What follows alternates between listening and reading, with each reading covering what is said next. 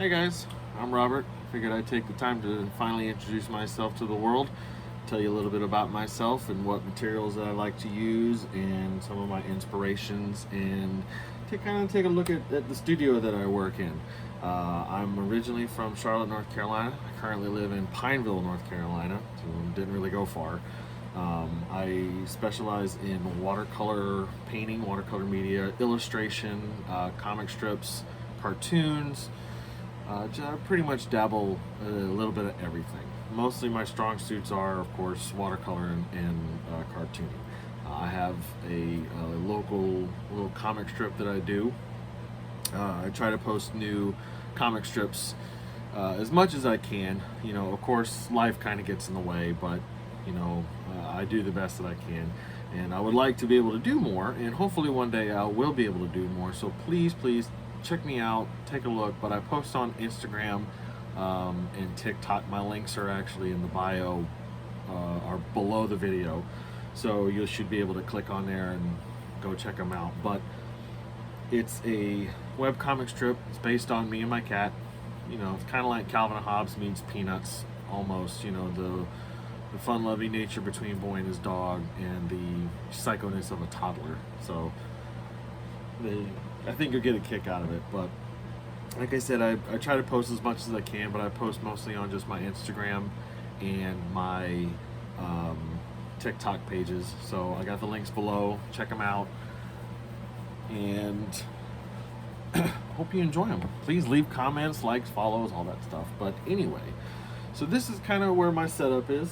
You know, this is where I do my thing, and where I come to escape the world, so to speak, and I do my artwork. It's my little cubby away from cubby.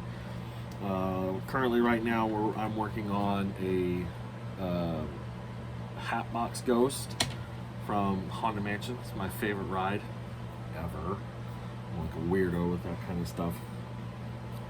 You'll be able to see that video here soon for the process from start to finish. But to kind of give a quick process on how I do it, I always start with a sketch. So I start out with the sketch. I get my plan going. I determine what material I'm going to use. You know, placement, hats, leg positions, and stuff like that. And you can clearly see from, I don't know if people can see that, from the two of them, they actually ended up looking a lot differently. Like, I kept them the same, but there is some subtle changes.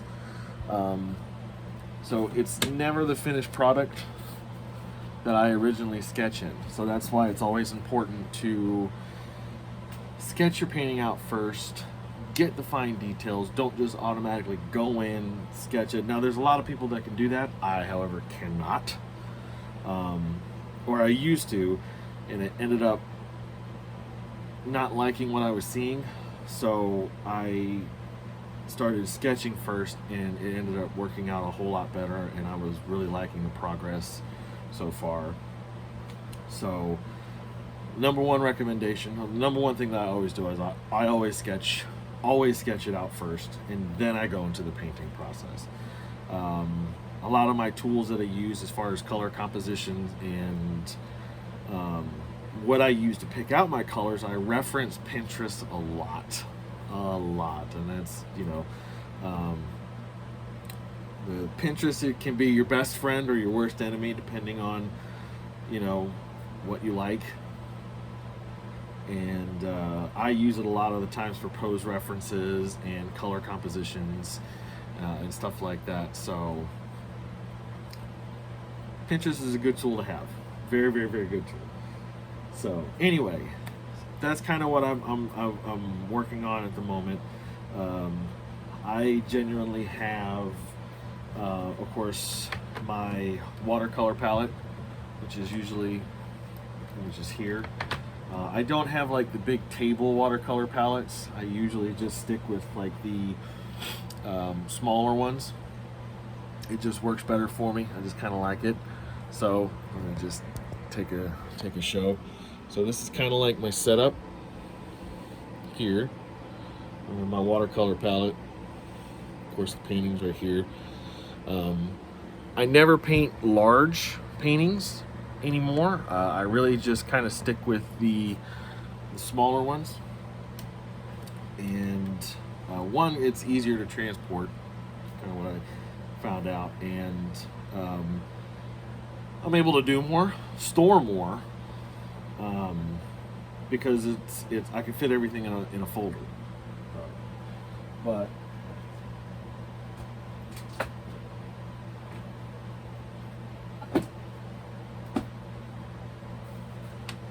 I actually have 3 different types of palettes.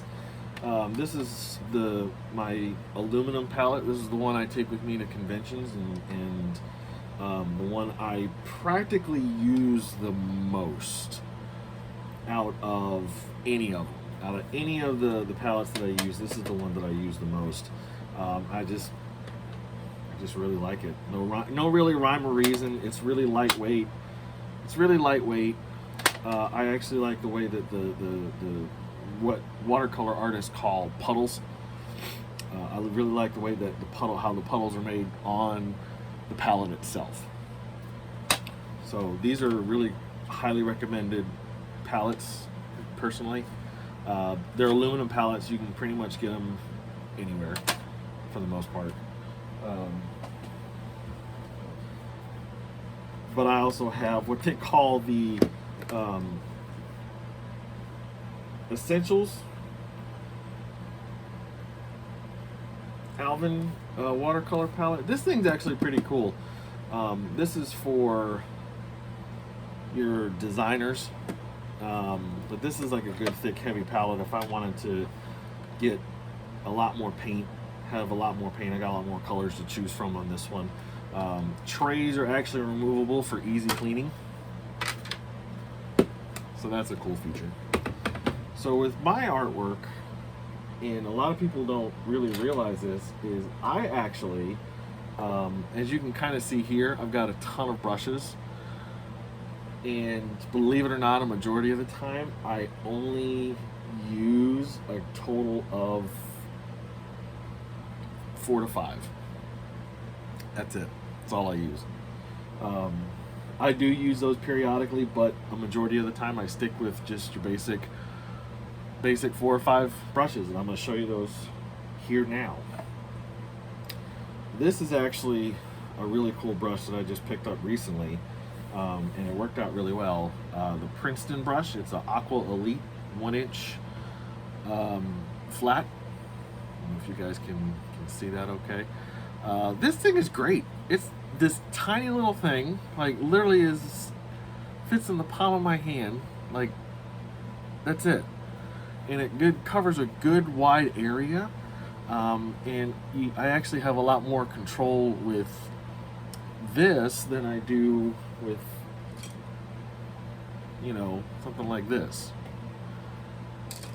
So I picked this up recently. This is actually a pretty cool brush. It fits just so nicely right here in my hand. So check this one out if you guys like having those large washes. It's pretty cool.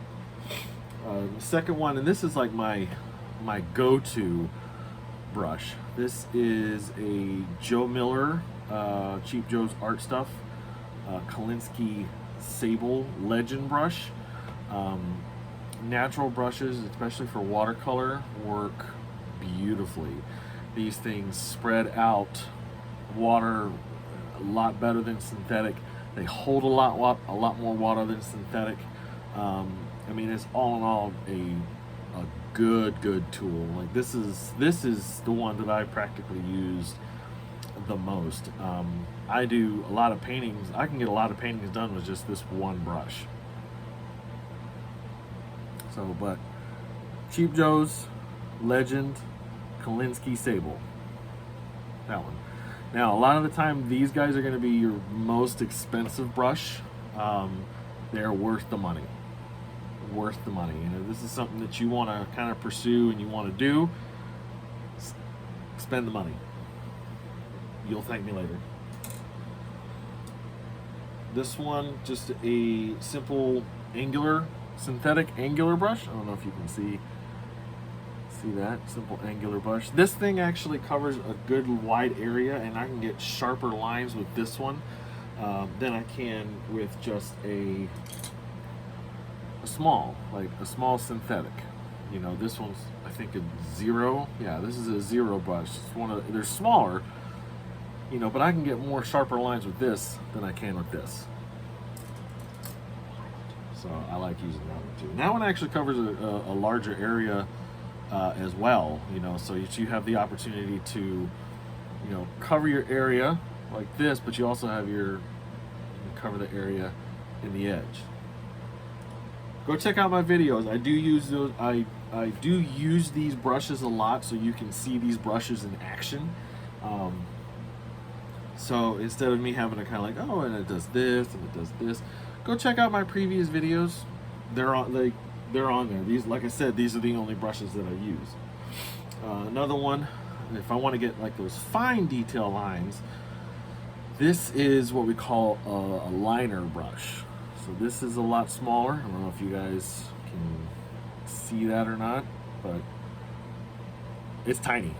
You know, this is a liner 20 over 0. You know, it's like a little brush. Master's Touch. This is really good for the fine detail line work. And I'm talking like, you know, hair or different kind of skin tone, like different kind of blemishes on the skin, you know, little fine details if you're not really into using pens, markers, which I'll cover in a second.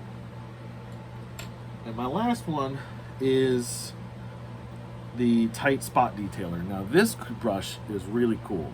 It just comes at an angle like so. I don't know if you can see that. And the really cool thing about this is you can get a lot of detail work, and you can basically hold it almost like a pencil, like so. And you can get a lot of good detail line work with this one. Sometimes I use this as opposed to a pen, rarely, but you know, this is another one of those small ones that I utilize a lot. That's another good one. But that's basically the 5 brushes that I use to do one painting. That's it. You know, I do have, like I said, I do have the multitude of brushes, but it's a rare occasion that I use them. But any true artist that you come across, or any true artist that you're going to meet, they're going to tell you, like, these are like my children. You know, you spend a lot of money on these brushes, and it's like you don't want to get rid of them because they're good brushes. They're good quality brushes. Like, there's a brush in here I probably haven't used in 5 years, and I'm not going to get rid of it because why? I spent money on it. It's a good brush. So, but anyway, moving on. What else? Pencils that I like to use when I do my initial drawing or my initial sketch. I actually use the 2H pencil. Mechanical pencil, like a drafting pencil. I like the drafting pencils myself, just because of the size. It's thin, just like a regular like a wood pencil is. You do have sometimes people that'll have like the, you know, school mechanical pencils like this one. To me, these are just really big and bulky. I personally like having the feel of a pencil in my hand, so I either go with the 2H, and the reason I use a 2H is it is a lighter lead. It doesn't dig into the paper as much as your darker pencils will. It's a lighter touch, so that when you go over with a watercolor, the pencil marks are barely noticeable. So that's the good thing with doing your initial drawing on watercolor papers. Always use a lighter pencil, 2H, drafting mechanical, 2H, either one, either or, but always 2H. Now, when I'm doing my sketches, I still use the 2H pencil, but I actually go old school and use the I don't think I've got one sharpened, but I actually use the black Ticonderoga. You know, don't ask me why, but this thing actually has a good charcoal line to it. Dark. I don't know. It just works. You know, I love these things. They're just your generic HB pencils that you get for school. I love it. The eraser's great. The lead's great. I mean, you can't go wrong with it. I use two different types of erasers. I actually have your basic kneaded eraser. This is really good for erasing unwanted lines on watercolor paper. It doesn't damage the paper like most erasers will. It's a lot more gentle. A lot of watercolor purists, as they like to call themselves, always recommend this over another eraser, which I'll show you in a second, because it's so much more gentle to the tooth of the paper. Because with watercolor paper, you've got 3 different types of tooth and 3 different types of weight. So we'll go over that in a second. The next eraser, of course, is just your white drafting eraser. This thing will erase anything within reason. I mean, that's pretty much self-explanatory on that one.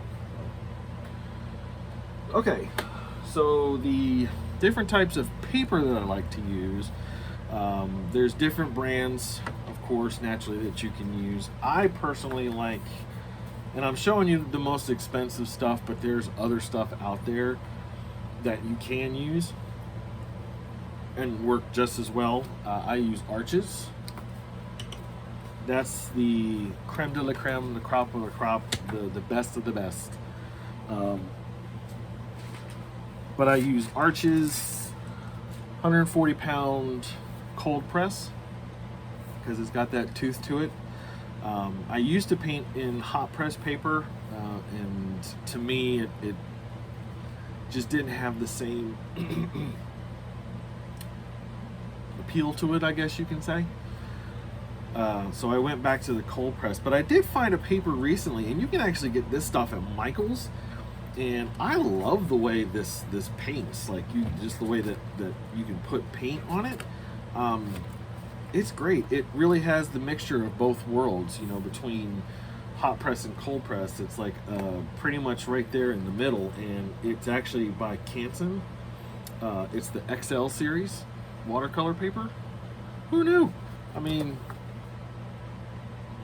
it's so much more richer than the Bluetooth, but not by much.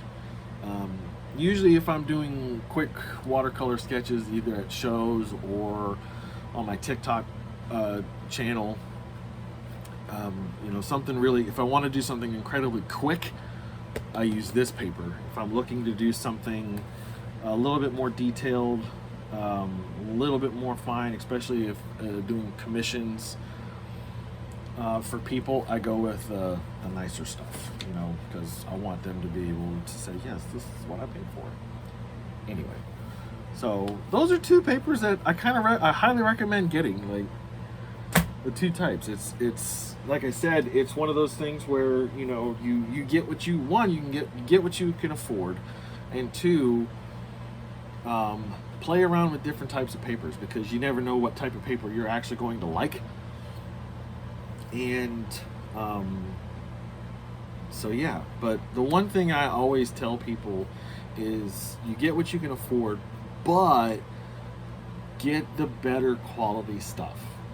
You know, don't go out there and get like the little tin that the kids get with the different colors on it, because then you won't get the results that you're looking for, and stuff like that. So I always say, you know, this is a cool hobby to do, but it's also an expensive hobby to do, because 1 tube of paint can run you about $50. Not gonna lie. You know, this little tube right here don't know if you can see that. Winsor Newton professional brand. $20. 20. Ridiculous. Ridiculous. So a couple of the paints that I like to use, Winsor Newton, of course, is one of them, and I like American Journey by Joe Miller. Those are the two paints that I flock to the most, and I flock to the American Journey paints because you got a lot more neat, cool, vibrant, interesting colors to choose from. Whereas, of course, anything else you got to mix, and you got to mix together, and you got to combine together, which that's a good practice to do. Always start out with that. But you got a lot more cooler colors with the American Journey that you wouldn't see it like Michaels. But, you know, so kind of lost my train of thought here, but I really like American Journey just because of the weird colors. But if I'm going to get professional paint, I always get Winsor Newton. I get the Winsor Newton colors. And the great part about watercolors is once you put it in the palette and you let it sit there and it dries, you hardly have to buy tubes that much at all. You know, like a tube of paint will last me like 2 years. So it's expensive, but it's not expensive at the same time. So yeah, like that's kind of what I like to. Those are the two types of paints that I use. So it's American Journey Professional, American Journey by Joe Miller. You can get it at Cheap Joe's, and Winsor Newton Professional Grade. Winsor Newton Professional Grade, of course, is to me the better one of the two. But like I said, I like American Journey. It's still good quality paint. It's still professional paint, and you got cooler colors with it. So check them out. Moving on.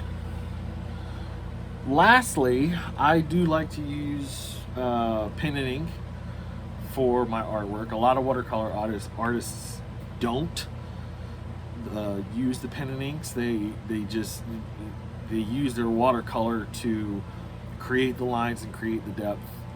But because I am a traditional illustrator and comic artist, so to speak, I like having the pen and ink. So the one brand that I enjoy using the most is the Faber-Castell. The Faber-Castell series. And the reason I like using these is, one, it's waterproof. Always make sure that's what you look for. If you go with a different brand, make sure it says waterproof. Nothing sucks more than once you put your line down work on, and then you figure out you missed the spot, take your watercolor, go down, go over the paint, and then you got this black smear all over your artwork. Nothing angers me more when I do that. So always remember, waterproof.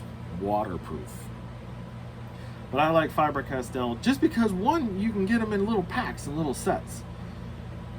You know, they sell them individually. They sell different sizes individually, and those are always cool to have. But I always use the same basic generic set of, 4 or 5, which is, you have your small, which is your smaller one. I don't know if you can see that. There's your smaller one. Your medium, or your fine, which is a little bit bigger. Put the lid back on. Medium, which is your biggest, and a brush pen. I don't really use the brush pen that much because those are kind of uncontrollable. Like if you're doing your regular pen and ink, then yeah, but the majority of the time I don't really use the brush. let's see, and what else? And that's really about it. I hope I didn't bore you guys too much. Please check out my other videos. See the brushes and the pens in action. If you're kind of wondering what this brush does or what that brush does or the pen or so forth and so on, check out my other videos. You'll see them in action. They're full-length videos of the entire art process as it's from start to finish. Be on the lookout for the Hatbox Ghost. I will be posting that video soon, probably within the next couple of days. And check out my Instagram. I have all my artwork posted up there. TikTok. Well, if you're only interested in artwork, Instagram is the place to go. Give me a like, give me a follow. Thanks for watching, and I'll talk to you guys soon.